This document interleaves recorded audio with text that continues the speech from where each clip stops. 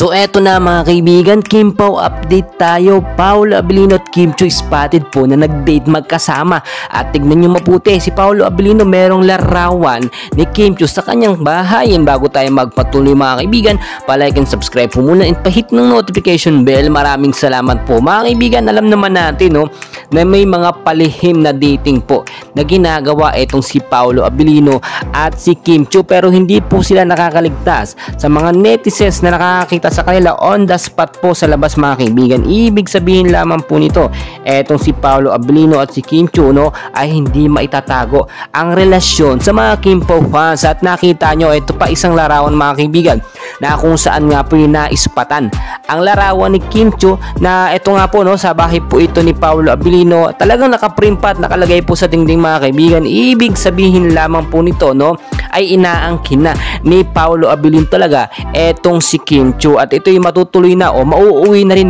soon sa kasalan. Dami nating nakuhang update na kung saan nga po ay walang kapalag-palag etong si Kim Chiu sa mga desisyong ginagawa ni Paolo Abilino. Kapag gusto nila mag-date sa labas, kahit makita po sila ng mga tao, wala pong issue na namamagitan. Ibig sabihin talaga na open po sila sa madlang people. Kung titignan nyo sa ilang mga updates sa mga kaibigan, maraming lumalabas na ito nga pong si Kim Chiu at si Paolo Abilino ay mas nagkakamabutihan pa.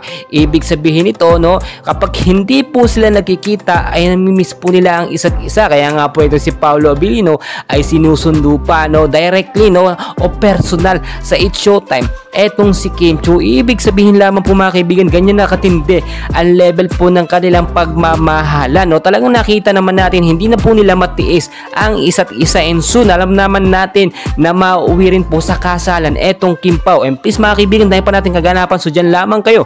And please huwag kalimutan mag-like and subscribe. Maraming